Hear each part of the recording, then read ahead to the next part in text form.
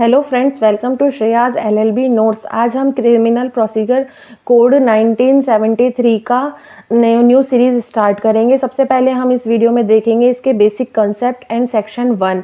सो अब basic concept क्या कहते हैं। क्रिमिनल लॉ को हमने 2 पार्ट्स में डिवाइड किया है, सब्सटेंटिव लॉ और प्रोसीजर लॉ। सब्सटेंटिव लॉ कौन सा होता है? It is a law which lays down the rights and duties. Now procedure law कौन सा होता है? It is a law which lay down the procedure and enforcement of rights and duties. मतलब कि पार्टी के सब्सटेंटिव लॉ अधिकारों व दायित्वों को निर्धारित करता है, जबकि प्रोसीजर लॉ रेमेडीज प्रोवाइड करता है।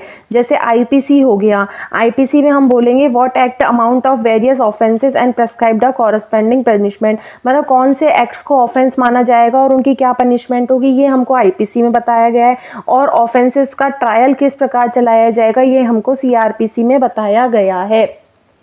इसमें सब्सटेंटिव लॉ में हमारा IPC, contract act, Hindu marriage act 1955, SC ST act, POCSO act etcetera होते हैं। जबकि प्रोसीजर लॉ में CrPC, CPC, evidence and limitation acts होते हैं। नाउ स्कीम ऑफ सीआरपीसी में हम 37 चैप्टर्स होते हैं, 484 सेक्शंस होते हैं एंड 2 शेड्यूल्स होते हैं। 2 शेड्यूल्स में फर्स्ट शेड्यूल हमारा होता है क्लासिफिकेशन ऑफ ऑफेंसेस का, और सेकंड शेड्यूल होता है हमारा फॉर्म्स का, जिसमें कि 56 फॉर्म्स दे रखी है कि समन कैसे भेजा जाता है, अरेस्ट का क्या फॉर्मेट होता है, लाइक इसमें ये 56 फॉर्म्स बताए गए हैं। Now IPC and CrPC are complementary to each other. IPC और सीआरपीसी जो हैं वो एक दूसरे से रिलेटेड है। सीआरपीसी पढ़ते वक्त बहुत जगह हमको आईपीसी का रेफरेंस मिलेगा।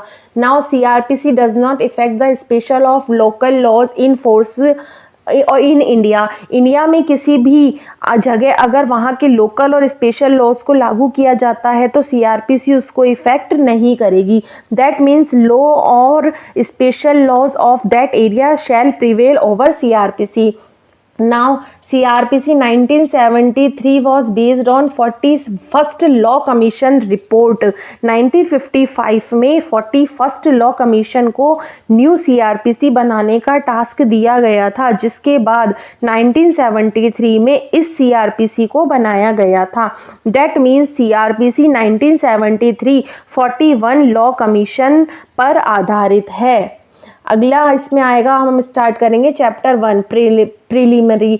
सेक्शन 1 क्या कहता है? Short title, extended and commencement का। Now short title, this act is called the code of criminal procedure 1973। इस एक्ट को सीआरपीसी 1973 के नाम से जाना जाता है। Now extend to whole of India. Now it is applies on J&K also. अब ये क्या कहता है कि सेक्शन 1 का सब क्लोज 2 बताता है कि सीआरपीसी होल ऑफ इंडिया पर लागू होती है। जम्मू कश्मीर रिकॉग्नाइजेशन एक्ट जो कि 2019 में आया था, उसके बाद से ये जम्मू कश्मीर पर भी अप्लाई होती है। पर इसका प्रोविजो क्या कहता है? In Nagaland and tribal area only these chapters will apply. Sub section 2 बताता है कि इसका प्रोविजो बताता है कि इस एक्ट के चैप्टर 8, 10, 11 के अलावा और कोई प्रोविजंस नागालैंड और ट्राइबल एरियाज में लागू नहीं होंगे। लेकिन अगर इन एरियाज की कंसर्न स्टेट गवर्नमेंट चाहे तो नोटिफिकेशन के द्वारा सीआरपीसी के प्रोविजंस को लागू कर सकती है।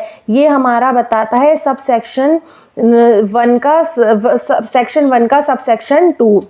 ये हमको ये बताता है कि नागालैंड और ट्राइबल एरिया में ओनली चैप्टर 8, 10 एंड 11 लागू होता है, और अगर स्टेट गवर्नमेंट चाहे तो एक स्पेशल प्रोविज़न नोटिफिकेशन के द्वारा स्पेशल सीआरपीसी के प्रोविज़न को लागू कर सकती है।